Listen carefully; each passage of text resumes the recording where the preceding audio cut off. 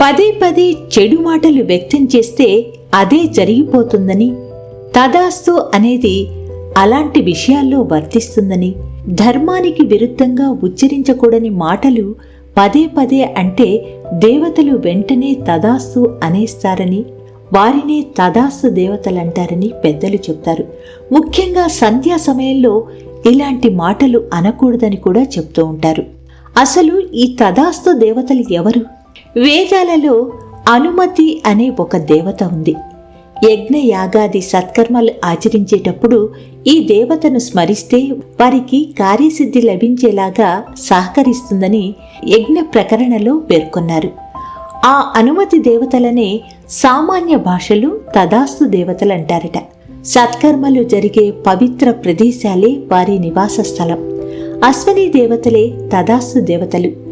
వీరు విశ్వకర్మ అంశ అయిన సూర్యుని కుమారులు. అశ్వరూపంలోనున్న సూర్యుడు ఛాయాదేవిలకు వీరు జన్మించారు. మహాభారతంలో పాండురాజు భార్య మాద్రికి మంత్ర ప్రభావంతో నకుల సహదేవులుగా జన్మించారు. అంతేకాదు, ఆయుర్వేదాన్ని దక్ష ప్రజాపతి నుంచి అభ్యసించి ఇంద్రునికి నేర్పించారు. వీరి సోదరి ఉష. ఈమె ప్రతిరోజు వీరిని బ్రహ్మీ ముహూర్తంలో మేల్కొల్పుతుంది.